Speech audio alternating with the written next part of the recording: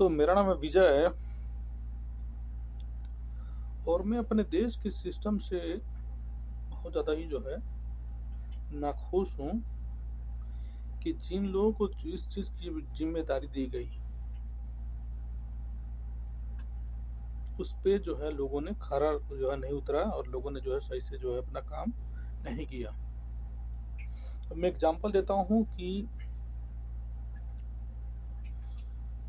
न्याय की जिम्मेदारी किसको दी गई थी? कोर्ट को। और कोर्ट तो करेगा नहीं। न्याय की जिम्मेदारी कोर्ट में जज और वकीलों को दी गई थी। क्या उन्होंने न्याय किया मुजरिमों के साथ या जो है अन्याय लोगों के साथ में? नहीं किया।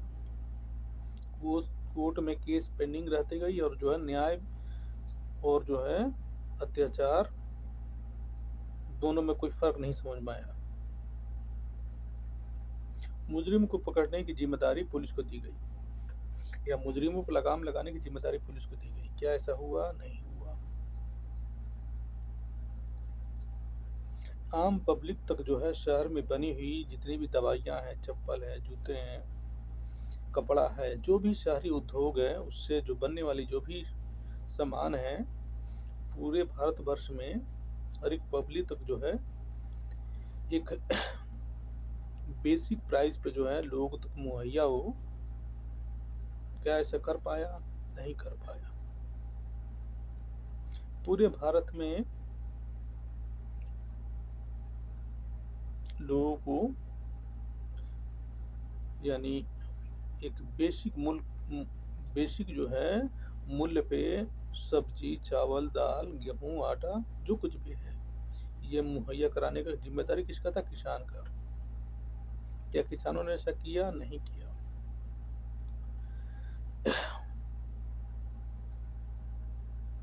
यानी आप देख रहे हैं कि जिसको जो काम मिला उसने वो काम को नहीं किया, लापरवाही किया। पंडित और ब्राह्मण इन दोनों को धर्म की बागडोर दी गई थी। क्या इन्होंने सारे भारतवर्ष के लोगों को धार्मिक अपने धर्म से जोड़ पाए या धार्मिक बना पाए या धार्मिक जो है शिक्षा दे पाए? नहीं दे पाए।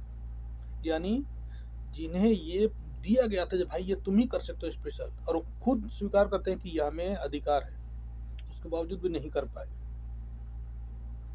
समझते हैं ना? यानी जिसको जो दिया गया उसने वो नहीं किया। भारत की जिम्मेदारी जो है, भारत की बर्बादी का जो कारण है एक आदमी नहीं है। हम एक आदमी के ऊपर जिम्मेदार नहीं ठहरा सकते। इसमें हम भी हैं, हमारे परिवार भी हैं, हमारे आने वाले भी परिवार है और जो हमारे परिवार से जो पहले मर चुका वो भी है। भारत की बर्बादी का जो कारण है वो है लापरवाही। लापरवाही एक क्षेत्र में नहीं है। लापरवाही हो कि एक क्षेत्र में, एक क्षेत्र में नहीं है लापरवाही। लापरवाही भारत की हर एक क्षेत्र में है। अब एक एग्जाम्पल लीजिए कि शहरों में जो नाला होता है, नाला यानी ड्रेनिंग जो सिस्टम होता है, इसकी साफ सफाई देख रेख जो है जिम्मेदारी किसकी थी? म्यूनिसिपैलिटी कॉर्पोरेशन की। क्या उसने किया? नहीं किया। भारत के हर एक राज्य में जाकर देखिए नाले जो है ना उफान पे हैं और बंद पड़े हैं, और जो है जैसे थोड़ा मोड़ा पानी होता है पूरे जो है ना बजबजा के जो है दुर्गंध और जो है नाले के सड़े हुए जो पानी और जो कीचड़ बाहर निकल जाते हैं। यानी जिसको जो काम दिया गया नहीं किया।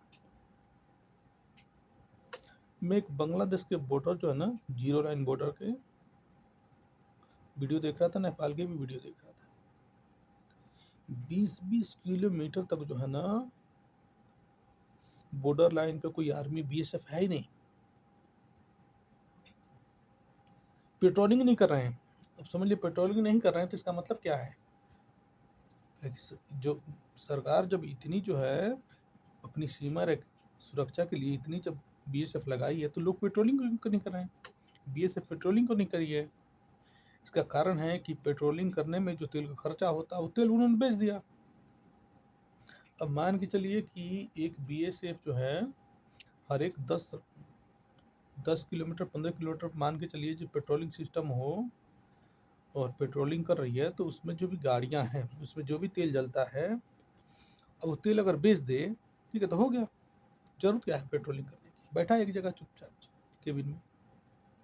आतंकवादी, देशद्रोही, रोहिंग्या कोई भी आ जा रहे हैं, कोई फर्क नहीं पड़ता।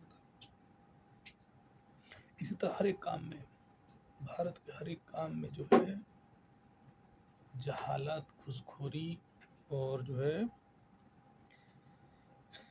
काम चोरी भरा पड़ा है। सिर्फ 2-3 काम ऐसे हैं जहां लापरवाही नहीं है। एक है मजदूर। मजदूर कौन सा? ठेले रिक्शा वाला। इसमें किसी तरीके से कोई लापरवाही नहीं है, ना ही कोई इसमें जो है किसी तरीके से आप जो है इसमें घूसखोरी का इल्जाम लगा सकते हैं। ठेले रिक्शे में अगर ये सरकारी होता तो इसमें भी जो है लापरवाही होता। ठेला रिक्शा में लापरवाही क्यों नहीं है? क्योंकि सरकारी नहीं है। ड्राइवर का जब, ठीक है, लापरवाह नहीं है। लापरवाह जो करेगा उसकी मौत है इसमें, ठीक है। बात बाकी हिंदुस्तान के हर एक सिस्टम पे लापरवाही है, घूसखोरी है, लाचारी है, और हिंदुस्तान कभी भी सुखी, यानी बोलते ना, सुखी संपन्न देश कभी बन नहीं सकता। इसलिए नहीं बन सकता कि सुखी जीवन जीने के लिए सबसे पहले दूसरों को सुखी देखना पड़ता है। और हिंदुस्तान की ज़्यादातर जो गवर्नमेंट ऑफिसर हैं या प्राइवेट ऑफिसर हैं या जो कुछ भी हैं, वो सिर्फ अपने खुशी से मतलब रखते हैं, और उसी खुशी के चलते वो कितना हूँ जो है लोगों को परेशान करते हैं या कितना हूँ घूस लेते हैं, उन्हें अंदाज़ा नहीं होता है। मान के चले किसी व्यक्ति की सैलरी 20,000 रुपया है, तो उसकी पहली सोच क्या है? पहली सोच है कि उसे किसी तरीके से 50 लाख रुपए की गाड़ी खरीदना है, प्लानिंग बनाया है। यानी उसकी मान के चले फॉर्चूनर पसंद कर लिया है, अब फॉर्चूनर खरीदने के लिए वो किसी हद तक जा सकता है, समझते हैं ना। उसी तरह मान के चलिए किसी आदमी की सैलरी 10,000 है, तो किसी भी हद तक कोई भी सामान खरीदने के लिए जा सकता है। यानी कितना वो घूस ले ले, देश से गद्दारी कुछ भी कर ले, ठीक है। ये सब नियत है, और जब ये सब नियत रहेगी लोगों के पास में, तो सुख जो है किसी हाल में मिलने वाला नहीं है। सुखी जीवन जीने के लिए सबसे ज्यादा जरूरी है अपनी कमाई जो भी है उसमें संतुष्ट रहना पड़ेगा, और कमाई का जो है जो भी हिस्सा है उसी हिसाब में चलना पड़ेगा जीवन में। अब मान के चलिए किसी आदमी कमाई 10,000 रुपया है, और अपने बच्चे को जो है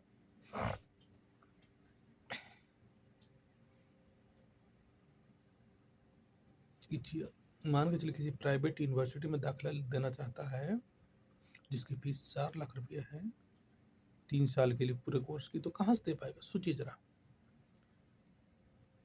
10 रुपये के हिसाब से उसकी सैलरी होती है 1,20,000 रुपये। अब 3 साल 4 साल की सैलरी सिर्फ अपने बच्चे की पढ़ाई में खर्चा करेगा, तो घर परिवार कैसे चलेगा? लेकिन वो प्राइवेट में डालेगा क्योंकि उसने मन बना लिया है, ठीक है। और यहीं पर होती है दुख और चोरी और घूसखोरी के लिए, ठीक है, एक ऑप्शन। और यही लोग ज़्यादातर कर रहे हैं हिंदुस्तान में। हिंदुस्तान कभी भी, आज नहीं, 2025 में नहीं, 2125 में, 3025 में, 4025 में, कभी भी हिंदुस्तान सुखी नहीं हो पाएगा। हिंदुस्तान की जो जनता है, सिर्फ 5% ही ऐसे लोग हैं जिनके नसीब में सुख मिलेगा। नसीब में कुछ वही जो है चोरी घुसखोरी जो करेंगे, उनके जो है कुछ पैसे हो जाएंगे, बस उसी पैसे से जो है कुछ खरीद के जो है अपने जीवन को जो है ना एक बेहतर बना पाए। नहीं तो जो है बाद बाकी जो है 95% जो पब्लिक है वो इसी तरह भेड़ बकरी के चाल, मतलब चाल में ही जो है फंस के मर जाएगी, और कुछ होने वाला नहीं है।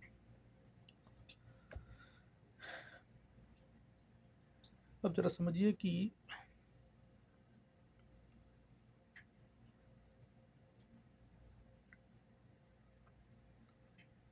रोड बनाने की जिम्मेदारी PWD के पास है, और पूरे भारत में रोडों की दशा देख लीजिए, उसे पता ही नहीं है, ठीक है, समझते हैं ना, कि रोड कहाँ टूटा है, कहाँ जो है फटा है, कहाँ जो है बीच का डिवाइडर टूटा हुआ है, कहाँ बीच का डिवाइडर धंस गया है, पता ही नहीं है। वहाँ से गुजरने वाली जो पुलिस भी है वो भी कंप्लेन नहीं करती है, वो भी इसकी खबर नहीं रखती है। ठीक है, हिंदुस्तान की 2-3 सिस्टम ऐसा है जो सबसे थर्ड क्लास है। एक तो पुलिस जो है ऐसे गाड़ियों पर बैठती है, मान के चले 6-6 आदमी 7-7 आदमी पुलिस की वैन में बैठ के घूमते हैं पेट्रोलिंग में, ऐसे लगता है जैसे मान के चलो बारात में जा रहे हैं। पुलिस की गाड़ी में सिर्फ एक ही पुलिस रहना चाहिए।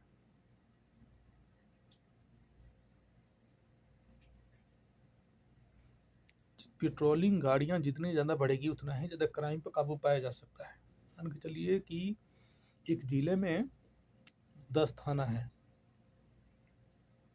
एक जिले में 10 थाना है और जिला मुख्यालय में मान के चलिए 200 पुलिस हैं और जितने भी थाना है वहाँ 10-10 पुलिस हैं। ठीक है, तो एक जो थाना है उस थाने को, ठीक है, थाने की जो एरिया है, अब जब 10 ही पुलिस हैं तब पुलिसों का डिवाइड कर दीजिए। ठीक है, 3 शिफ्टिंग में। ठीक है, तो 3 पुलिस पड़ते हैं। अब तीनों पुलिस के पास यदि अब खुद 3 गाड़ियां यदि हैं तो बहुत बेहतरीन तरीके से जो है अपने थाने की जो है जितनी भी रकबा है, जितना भी एरिया है, उन्हें पेट्रोलिंग करके जो है पब्लिक से डीलिंग करके क्राइम की पूरी जो है ना सिस्टम को जो है दुरुस्त कर सकते हैं। लेकिन पूरे थाने में जो ये गाड़ियां हैं, 3 शिफ्टिंग ड्यूटी है, 10 पुलिस वाले हैं, एक ही बार में 5 बैठ के निकल जाते हैं पेट्रोलिंग करके, चाय पानी खा के चले आते हैं घूस वूस लेके। समझे? यानी क्राइम से कोई मतलब ही नहीं है, मुजरिम से कोई मतलब ही नहीं है। वो निकले हैं पेट्रोलिंग पे सिर्फ इसलिए ताकि जो कहीं से घूस मिल जाए और जो है चाय पानी पी के पान खा के आके जो है हाजिरी अपनी पूरी कर ले। ओके, क्या क्राइम होगा कम होगा? नहीं होगा मेरे भाई। जीवन जो है हिंदुस्तान में लोगों का दिन पर दिन कठिन होता जा रहा है और कठिन होता जाएगा।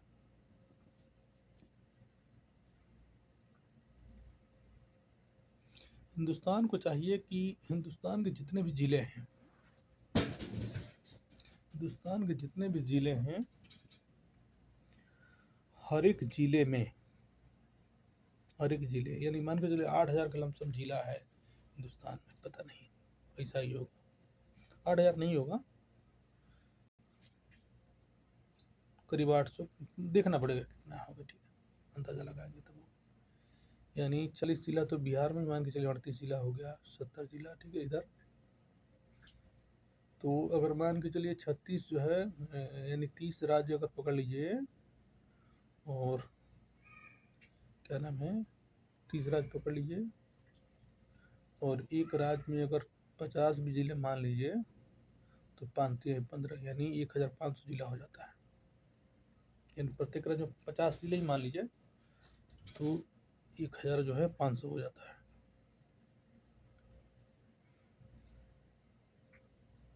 देखना पड़ेगा गूगल पे कितना है। हाँ, तो जो है इस पर ये था कि मेरा फीडबैक था कि जो भी ज़िला है हिंदुस्तान का, उस ज़िले का एसडीएम एक नहीं 6 होना चाहिए। उस ज़िले में रेलवे कर्मचारी, रेलवे ऑफिसर, पीडब्ल्यू ऑफिसर, शिक्षा विभाग के लोग, इलेक्ट्रिक विभाग के लोग, टोटल उसी ज़िले का होना चाहिए। और सरकार की तरफ से किसी भी तरीके से जो है ना, ये जो है ना बड़ी बड़ी जो सुविधा है, ये कुछ नहीं, ये सब बंद करना पड़ेगा। जैसे एक एसडीएम के लिए जो है, डिस्ट्रिक्ट मजिस्ट्रेट के लिए जो है बड़ी बड़ी जो है 6-4 गाड़ियाँ उसके पास से, नौकरी, ये फलाना ठिकाना जो है, ये सब बंद करना पड़ेगा। लोगों को हमें यूज में लाना है किस काम के लिए? ज़रूरत के लिए। अब एक ज़िले में अगर 6 एसडीएम हो गए और 6 एसडीएम यदि अपने घर से ड्यूटी करने जाते हैं, मान के चलिए उनका घर जो है, एक ज़िले की रकबा जो 50 किलोमीटर है और जो 50 किलोमीटर है या 40 किलोमीटर या 55 किलोमीटर 60 किलोमीटर का है, तो जिला जो विभाग है जहाँ एसडीएम ऑफिस होता है, तो वहाँ से उनका घर मान के चलिए 20 किलोमीटर पड़ेगा, 22 किलोमीटर पड़ेगा। यानी वो बस से भी जाएं, ऑटो से भी जाएं, या खुद की बाइक से जब भी जाएं, ठीक है, तो 20-25 मिनट का काम है। बात समझे? अगर 6 एसडीएम हैं, 6 एसडीएम अगर हैं, तो 6 एसडीएम जो है अपने अपने बाइक से ड्यूटी करेंगे।